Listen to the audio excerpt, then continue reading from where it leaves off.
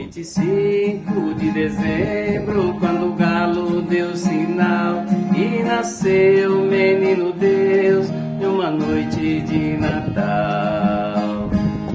25 de dezembro, quando o galo deu sinal que nasceu o menino Deus numa noite de Natal. Ai, ai. A estrela do Oriente fugiu logo dos judeus pra avisar os três reis são que o menino Deus nasceu.